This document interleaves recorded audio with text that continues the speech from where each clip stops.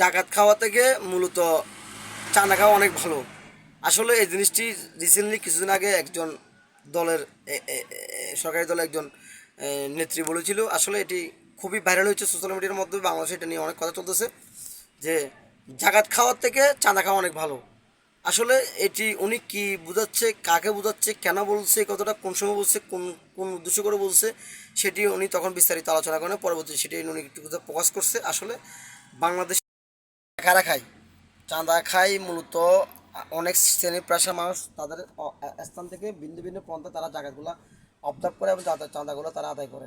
এটার বিভিন্ন পন্থা থাকতে পারে। বিশেষ করে এই চাঁদা বিষয়টা সবচেয়ে বেশি ফোকাস করে রাজনীতি নেতাদেরকে।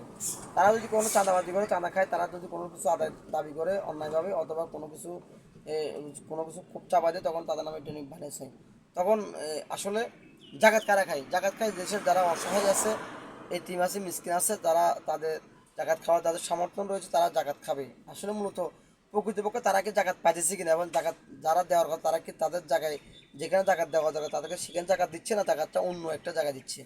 তো আসলে উনি এই যে জিনিসটা প্রকাশ করতে চেয়েছিল, উনি বলছে যে বাংলাদেশে অনেক এ, ব্যক্তি বিশেষ অনেক প্রতিষ্ঠান তারা জাকাত নিচ্ছে। ওই জাকাতগুলো তারা বিভিন্ন সেক্টরে ওইগুলো বর্ণনা করতেছে এবং ওগুলা দিচ্ছে। আমরা বিশেষ করে বাংলাদেশের অনেক মানুষ আছে, জাকাত বলতে আমরা যারা এতিম মিসকিন অথবা গরিব অসহায় আছে, যারা জাকাত খাওয়ার যোগ্য, আমি জাকাত দেওয়ার সামর্থ্য আছে, আমি জাকাত তাদেরকে দিচ্ছি, তারা নিচ্ছে।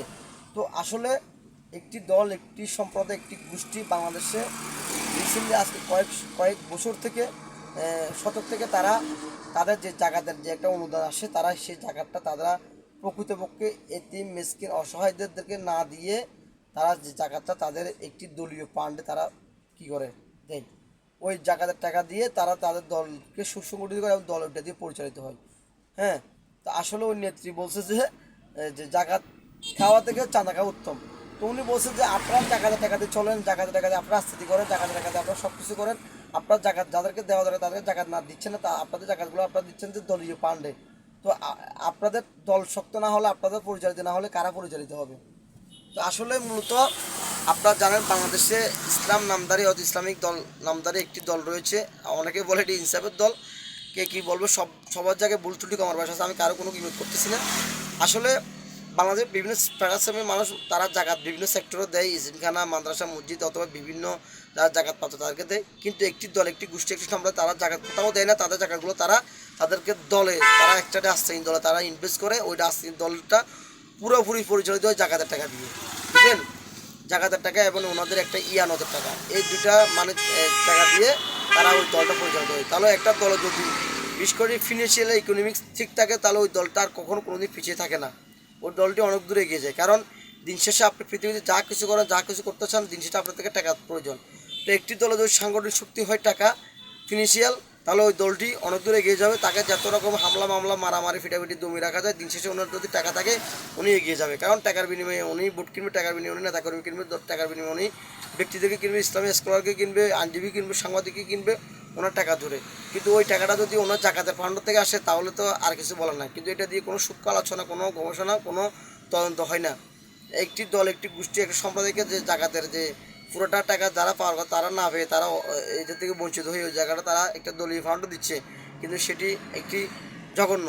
দিন শেষে একটি দল যদি আপনি পুরোপুরি ফোকাস করতে চান, দিন শেষে আপনাকে ফিনান্সিয়াল ইকোনমিক্স লাগবেই। এছাড়া আপনি কখনো আগাইতে পারবেন না, টাকা লাগবেই।